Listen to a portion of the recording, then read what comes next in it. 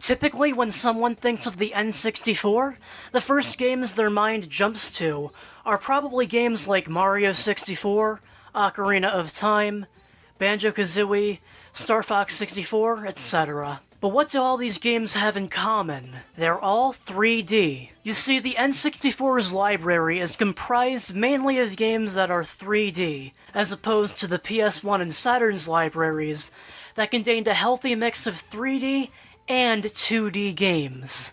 However, there were a few N64 titles that were either completely 2D with sprites and/or 2.5D with some elements of 3D. Today, I'm gonna look at a few of them because I feel like it. The way I'll be doing this is that I'll be giving a brief overview of the game's plot, my overall opinions on it, and then I'll finish off by telling you whether or not I recommend the game. Obviously, the game has to be from a 2D or 2.5D perspective, and the game needs to be an N64 exclusive. This means that games like Chef's Love Shack, Mortal Kombat 4, Worms Armageddon, and many others don't qualify for this video. So without further dilly-dallying, let's get on with the video. First up, there's 1998's Yoshi's Story, which is a completely 2D sprite-based Yoshi platformer, where Yoshis live on an island in which they worship a super happy tree. This is until Baby Bowser, not Bowser Jr., steals the tree from the Yoshis and then turns their island into a storybook. The goal of the game is to defeat Baby Bowser and get the happy tree back. Through each level, you must collect 30 fruit. Once you do that, you'll move on to the next level. It's fairly simple on paper, but when you go to play the game, it has some layers of complexity to it. You see, this Yoshi game is focused way more on solving simple puzzles and getting high scores within the levels. Something I found interesting about the progress is that you can completely loop through the level and take whatever routes you want. And honestly, I can't tell if this is a good thing or a bad thing, because on one hand, you can play through the game however you want to play it, and it also gives the game a lot of replay value, with how every playthrough could be completely different depending on the routes you take. However, on the other hand, it can be really confusing for first-time players. You see, on my first playthrough, this method of progression confused the shit out of me. But I eventually grew to understand that this is just the way the game was designed. Overall, I think I'm just indifferent to it. The levels themselves are very easy, especially if you know what you're doing. Sure, this is a Nintendo game that's clearly targeted towards a much younger demographic, but the original Yoshi's Island on the Super Nintendo had much more thoughtful and challenging level design, and was also clearly targeted towards a much younger demographic. So I don't think there's really an excuse for dumbing it down. I would only recommend this game to those that are interested. If you're not interested in the game, don't bother, you aren't missing much. If you are truly interested, just be aware that the game is really easy, and it's also really short if you only play through the game once or twice. Preceding the previous game, we have 1999's Super Smash Bros., the first entry in the popular fighting game series.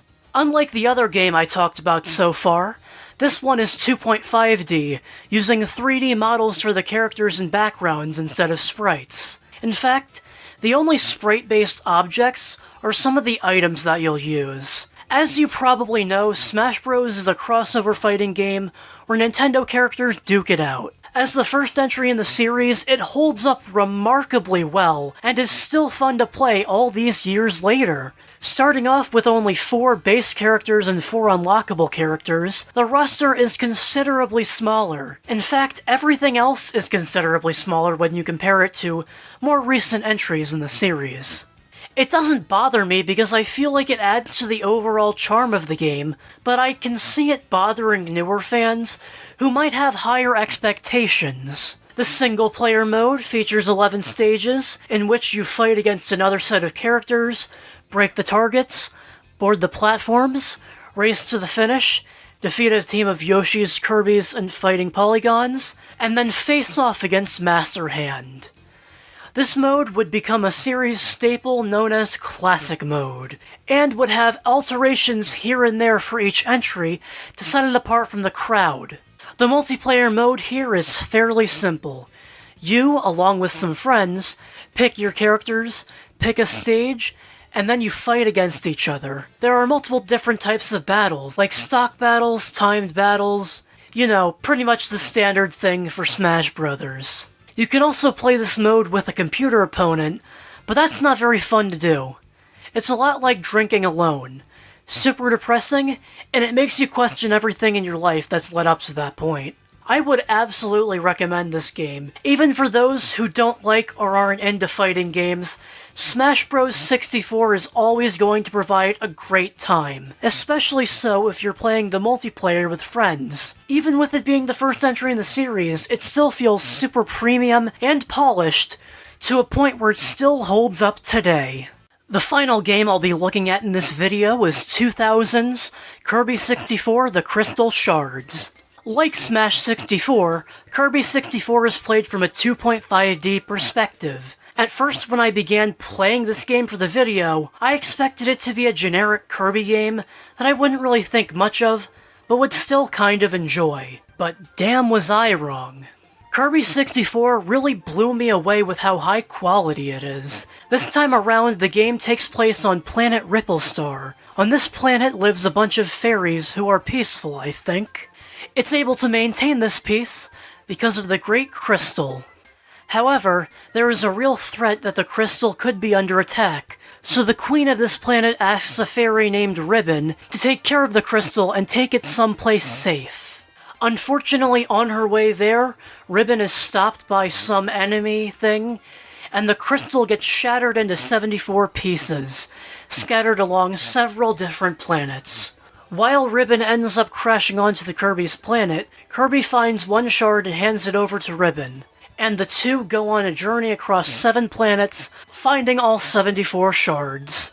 Bits of the story are presented via these cutscenes that I would dare say are quite impressive for the N64. Not only are they very cute, but look very good and run at a smooth 60 FPS. They're a lot like the level transitions in Sonic 3 and Knuckles, where it shows what's going on, but it doesn't tell you, and it leaves it up to your own interpretation. And I really appreciate that, although it isn't the most effective at communicating the plot in some instances. The stages themselves are pretty much like most other 2D Kirby games, where you go from point A to point B, you defeat some bosses and enemies here and there. However, this formula is shaken up by the crystal shards you need to collect. These can be found hidden within a level or whenever you defeat a boss or mid-boss. These collectibles add a layer of challenge to each level, as it makes you think a little bit more about how you're going to approach each level. Some are actually hidden so well that I think you may need to use a guide to find some of them. As you probably know, every Kirby game has the copy abilities that Kirby gets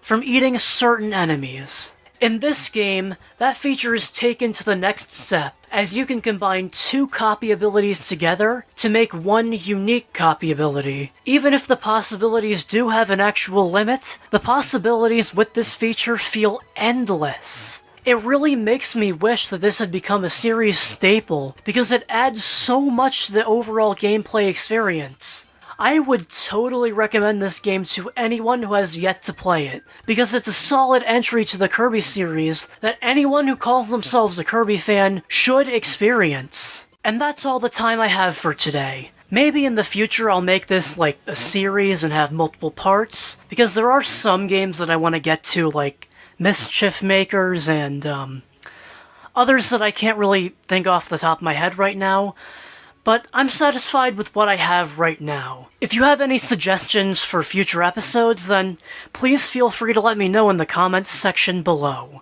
With this video said and done, I hope to see you in the next one.